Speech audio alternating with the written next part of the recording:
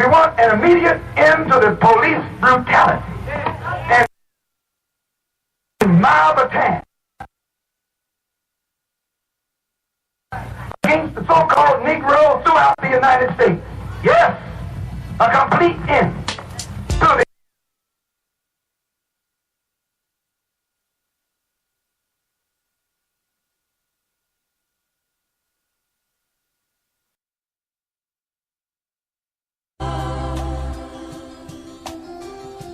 Go placidly amid the noise and haste, and remember what peace there may be in silence.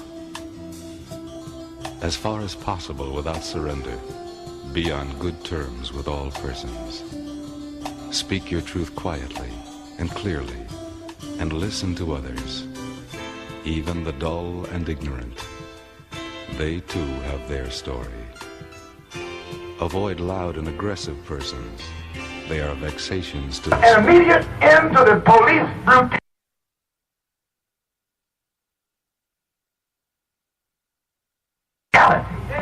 and mob attacks against the so-called Negro throughout the United States. Yes, a complete end to the police brutality and mob attacks that our people are confronted by every single day, every single week, every single month, every single year across the land. Brother, show me those, you got those pictures? Brother, grab that picture of Brother Ronald. Let me show you what I mean by police brutality and mob attacks. Come over here with that. Here is a man, a Korean vet. This is a black man, a Korean vet. Went to war in Korea fighting for America. Risked his life fighting for America. And came back to this country and was shot down by the white man like a dog. Not some Ku Klux Klansman down in Mississippi. This black man was shot through the heart by policemen in Los Angeles, California. And they are dumb enough to think we have forgotten. Well, Muslims never forget. You don't kill our brother. We don't never forget. You don't shoot one of us and then grin in our face. You don't shoot one of us and then shake our hands and think we forget it. No, we never forget. We'll never forget. Someone has to pay. Somewhere, somehow, someone has to pay. When a snake bites your children, you don't go and look for the snake that has blood on his jaws. Any old snake will do. Any old snake will do. They shot him through the heart. And as he lay dying on the sidewalk, they beat that hole in his head with police clubs. Not in Mississippi, but in Los Angeles, California. Not in the South, right there in the North, in the West. Here it shows men, black men, laid all over the sidewalk, shot down by police bullets. Not men who were guilty of some crime, not men who were drunk, not men who attacked anyone, but they shot their way into our mosque, shot their way into our religious sanctuary, and got the audacity to walk around here talking about this as a country based upon the principles of freedom of religion and freedom of worship and freedom of speech. This country is based upon nothing but hypocrisy, and it's based upon nothing but the right of white people to mutilate and shoot down black people. This is the brutality that we're talking about. This is the crime that we're talking about. And you say we teach hate. What kind of hate are we teaching? We're telling you what happens to black people. And this man didn't get shot down because he was a Muslim. They didn't ask him what his religion was. They saw that he was black and they began to fire point blank. And then when they went to court, these Gestapo, they were the criminals. They didn't go to court. They charged him. He's a dead man. And they charged him with a crime. These Negroes here shot down were charged with a crime.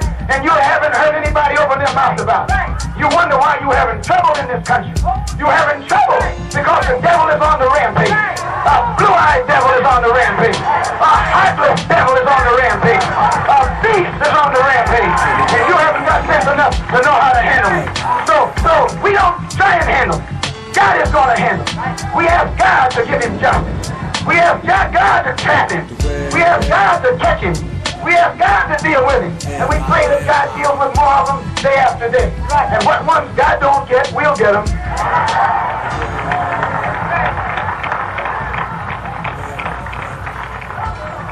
For 8 weeks in Los Angeles, Negroes set on trial, charged by the police with assault, charged by the police with intent to commit murder. You haven't read anything about it in the paper. You haven't seen anything about it and heard anything about it from these blue-eyed white so-called liberals. They quieted it down. They hushed it up. And none of the Negro leaders opened up their mouths during the trial. They were silent while they had a rally of 35,000 Negroes in one of those Wrigley Fields in Los Angeles, while the all-white jury was in session. And not one of them came forth and mentioned what had happened to those 14 Negroes in that city. And they wonder why things are developing to what they are today. No, you don't get justice in court. A black man can't get justice in court. A black man can't get justice in the court system of America. And I'm telling you, the only way you get justice is in the street. The only way you get justice is in the sidewalk. The only way you get justice is when you make justice for yourself. You never will get justice in the white man's court. No, not me. I never want him to take me to court. I saw what he did with my brothers. I see what he has done with them right here in New York City. So make sure you obey the law. Make sure you never commit a crime. Make sure you never deviate from the law. But any time one of them puts his hands on you, take him off the planet. Take him off the planet.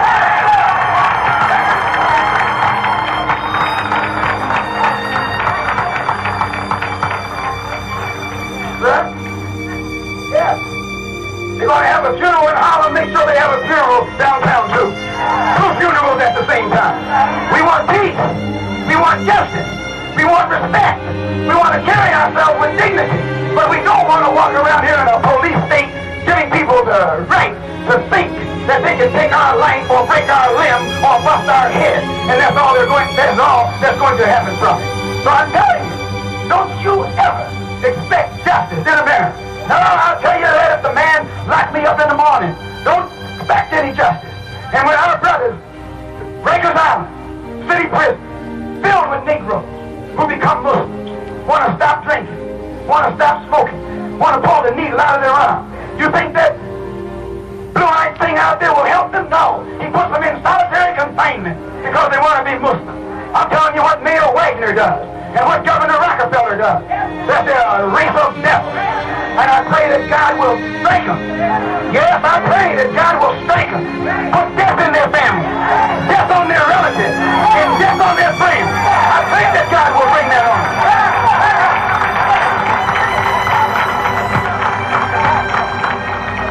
Yes, I pray that God will strike them with death and disease and destruction and misery and grief because they have put it on us. And when God gives it to them, no one can say that God is unjust. God is just. We want an immediate end to the police brutality and mob attacks against the so-called Negroes throughout the United States. We believe that the federal government should intercede to see that black men and women tried in white courts receive justice in accordance with the law of the land, or allow us to build a new nation for ourselves. Leave down black men and dig. Reach up black men and women and pull all nature's knowledge to you. Turn you around and make a conquest of everything, north and south, east and west. And then when you want an immediate end to the police brutality. And if you bow down to the white man today, so will other races bow down to you and call you a race of masters because of the superiority of your minds and your achievements. We must canonize our own saints, create our own martyrs, and elevate the positions of fame and honor. Black men and black women who have made a distinct contribution to our racial history. Sojourner Truth is worthy of a place of sainthood alongside of Joan of Arc. Christmas Addicts and George William Gordon are entitled to the halo of martyrdom with no less glory than that of the martyrs of any other race. Africa's produced countless numbers of men and women in war and peace whose luster and bravery outshine that of any other people. Then why not see good and perfection in ourselves?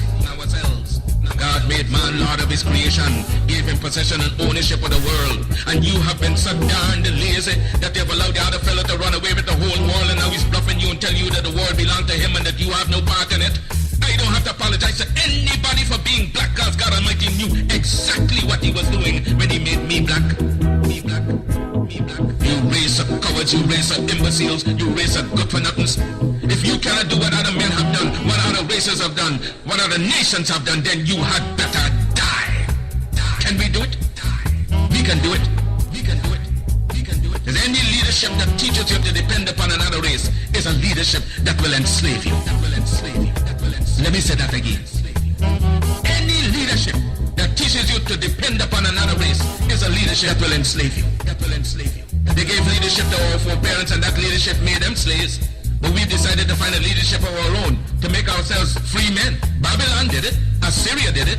France under Napoleon did it. Germany under Prince von Bismarck did it. Britain under William Pitt Earl of Chatham did it. America under George Washington did it. Africa with 400 million black people can do it.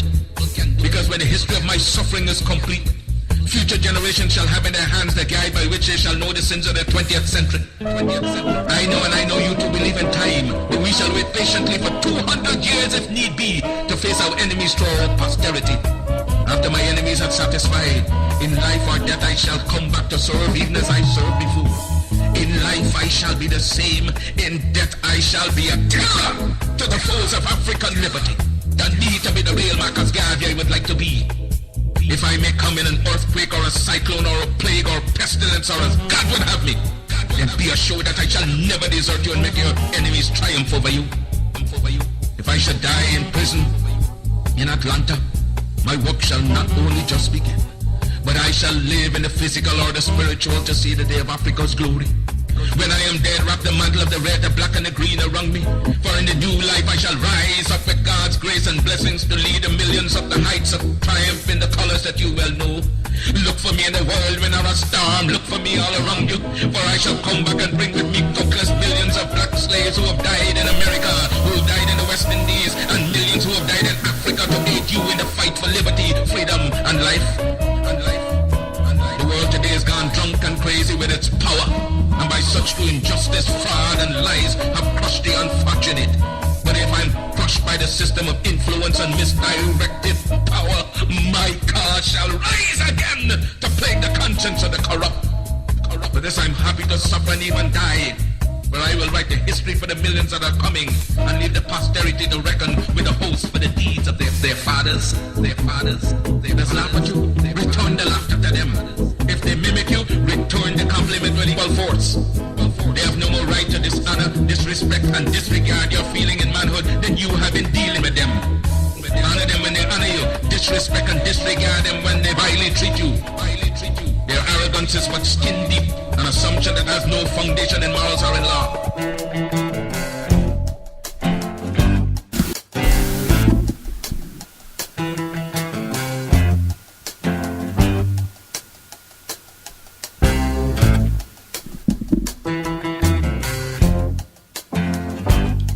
Yes. Good evening, all my South Orange Maplewood listeners, and all those other listeners in the towns of Milburn, Livingston, Irvington, West Orange, East Orange, Orange, and Newark.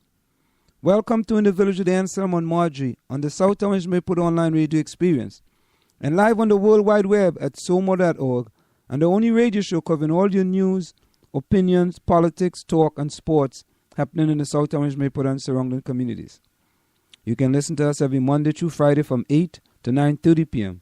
That's Monday through Friday from 8 to 9:30 p.m. and reach us at 973-327-3626. That's 973-327-3626 to participate in the discussion. As usual, we have an interesting program lined up for you this evening, and we look forward to your participation in the discussion.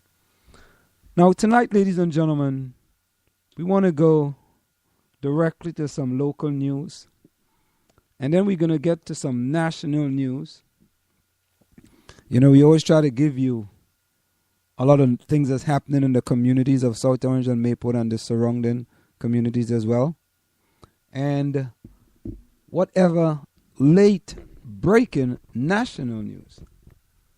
So let's head over to the Village Green. Maplewood water main replacement heading to Woodland Road, May 11th.